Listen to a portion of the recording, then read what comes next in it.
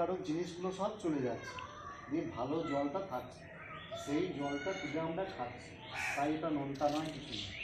তাই এই যে পানীয় জল, ভূগর্ভস্থ জল যেটা মাটির নিচে আছে, এর পরিমাণটা খুবই কম।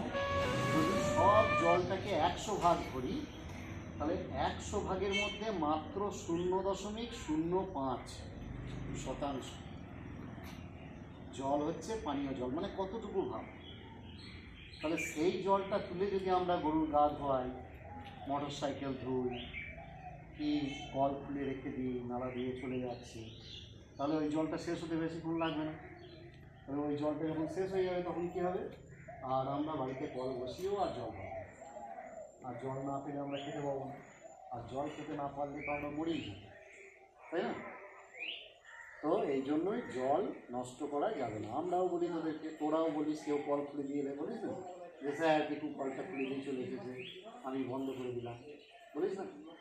তাহলে কেউ যদি কল খুলে দিয়ে আসে কোথাও, সেটা প্রথম কাজ হচ্ছে বন্ধ করে দাও, ঠিক আছে? আর বাড়িতেও সেটা বলা, বাড়ির আশপাশেও যারা আছে তাদেরকেও বলা।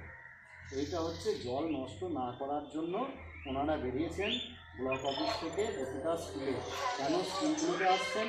কারণ দেখো, এই গ্রামে প্রতিটা বাড়ি বাড়ি যেতে গেলে অনেক সময় লাগবে, কিন্তু এই গ্রামের যত ছেলে সব স্কুলে পড়ে, যদিও আজকে ভোজ আছে বলে বেশিরভাগ আসেনি। তো এই যে তোমরা 26 জন আছো, সঙ্গে আমরা আছি, তাহলে এই 26 জন পাশাপাশি আমরা 4 জন, 30 জন আজকে আছে।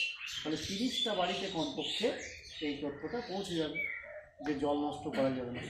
সেই জন্যই ওনারা স্কুলগুলোতে যাচ্ছেন, যাতে করে স্কুলে বললে সব বাড়ি জেনে নেয়। বুঝতে পেরেছো?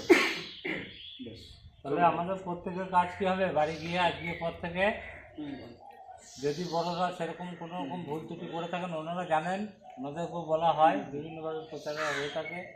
তো আমরা চেষ্টা করবো ওনাদেরকে বোঝানোর যে গরুর গা ধোয়ানো থেকে শুরু করে গাড়ি ধোয়া, এই সমস্ত কাজে গাড়ি ধোয়া, থালা ধোয়া, এই জলে না করাটাই ভালো।